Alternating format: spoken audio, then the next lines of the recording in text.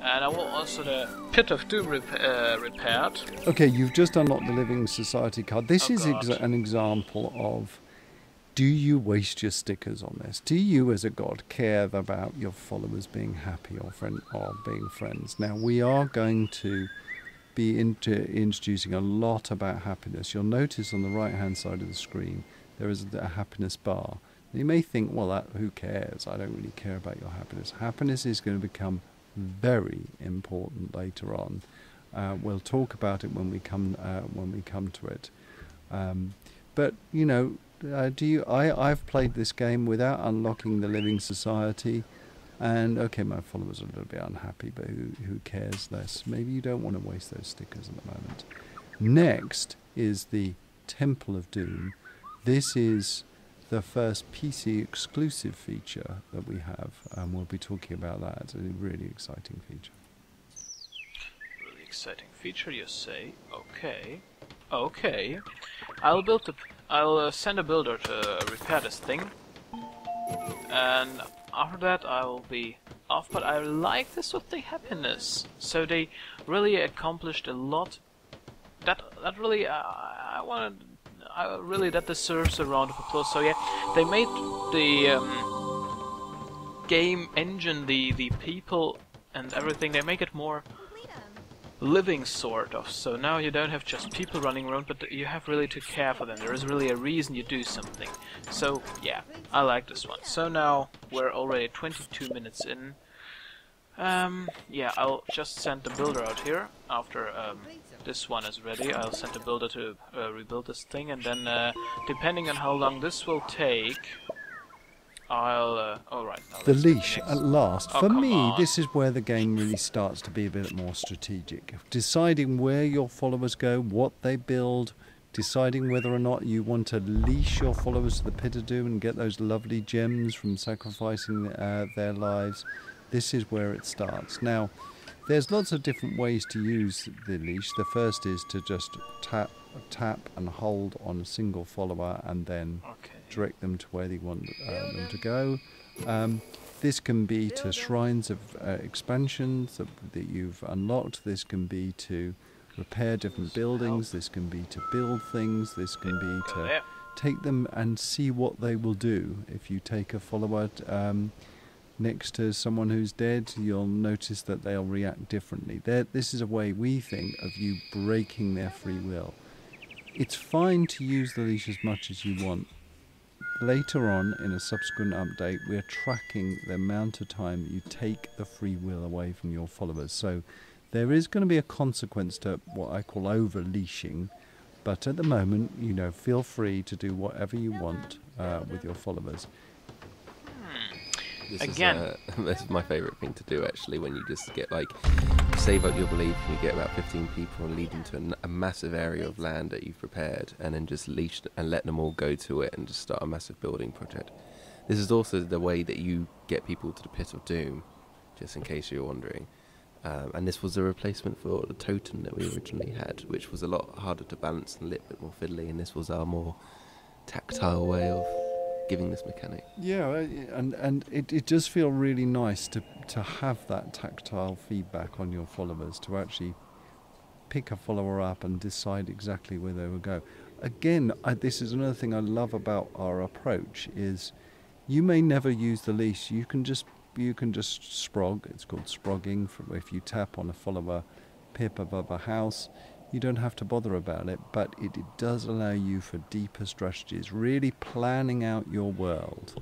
Sculpting an area that's up high, for example, will give you more belief when they generate belief, but you'll need to get your people there, and using the leash to do that is a fantastic way. You can also use this mechanic on trees or rocks to destroy trees or rocks, the same with collecting belief. So clicking and holding on any object in the world and dragging will usually give the same result. Well. This Molyneux commenting is really some tough stuff after all. So, yep. Now, gems exchanger, you can use gems to get cool stuff. Interesting, there won't be any microtransactions. I see that card spinning around, but I won't collect it now. We'll wait 2 far in the recording, so I make a little break. I think I'll just use the 5 minutes over for the next episode. So yeah, you will have a little break here, but this won't really disturb you. So see you there. And there we are again. It's a new day. Yeah, I didn't have the time, unfortunately, to record further, but it won't really bother you, as the next recording will be right today, and the next episodes arriving will be also today, so it's not like you really had any problems with that. Now, the next recording will be, I think, like today for 3 hours, so I will post an episode every day till September, because I won't be there and I will be just recording and then yeah, activate it on YouTube. Well, as long as the viewers stick to it, because if you know you have only 1 viewer per day, it's a bit not of that much of a sense. But yeah, that was just for the organization, and we'll continue with episode 103. First things first, we'll collect the belief.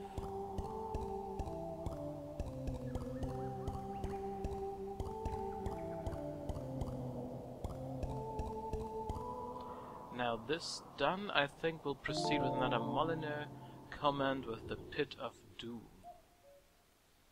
Okay, Pit of Doom. This is the first PC exclusive feature, and it unlocks gems. Now here's the thing. I love, as a designer, the concept of gems. The gems on the PC are very, very different to gems on mobile. Gems on the PC allow you to use your skill to find and collect and hoard gems, and then using those gems on different areas of the game. If you want things to go faster, if you want a building to go faster, you can do that. If you want to give your followers gifts, you can do that. If you want to go through Voyages quick with more followers, you can do that. Gems really allow you to use your impatience or your curiosity to mod the game. They're not something to be frightened about. Now you'll notice on the PC as well, there's no way of buying gems with money. We don't want you to buy with money. You've already spent your money on this game. We want to use your skill as a gamer to collect as many gems as possible. Now, there's 2 approaches to gems. The first approach is a turtle approach. I am a turtle. I like hoarding stuff and feeling rich. So collecting as many gems as you can, but don't spend them unless you feel you absolutely have to. The second approach is the Spendthrift Approach, and that means as soon as you get a gem, you spend it. Your average on average, you'll probably only have 4 or 5 gems at any one time, where the turtle will have up to 100 gems. Don't be frightened of these. These are exciting gameplay features. They've been balanced. This is balanced for you. I would warn you, though, if you overspend at the start, you might live to regret it. You're going to get through the game faster than the turtle, but you're going to come to a point where you just wish you had more of those gems. There's always gems to find. There's 3 ways of getting gems. The first way is the Pit of Doom. Again, if you're a vengeful god, just sacrifice your followers. They'll go into the Pit of Doom and you'll get 1, occasionally more than 1 a gem. Just try different followers going into the Pit of Doom. There may be different results. That will give you a gem. But notice that your followers will become very unhappy. That doesn't seem to have an effect now, but it will later on. The second way is to do Voyages. We're going to have Voyages later on. These are directly related to your skill.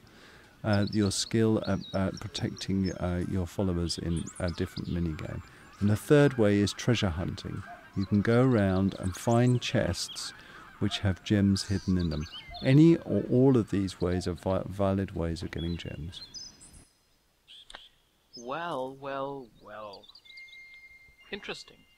Now, another thanks to 22 Cans. First for the thing with microtransactions. So yeah, we pay for the game, we get now this exclusive features, and now we also get no microtransactions on it, while the free-to-play version on iOS, for example, gets to sort of microtransactions, so you can play it free, but you also can, you know, pay for it. So I like that. I would just Now, it would be a shame not to test the Pit of Doom right away. And I'll notice the happiness bar, so we're sort of in the middle. It's not really something people should be happy about, but that's not something bad. So now let's just try to leash someone to the Pit of Doom, because I always wanted to do this. I also did this in Black and White 2 for this sorcery power, but now I'm interested just how this looks, how it will be.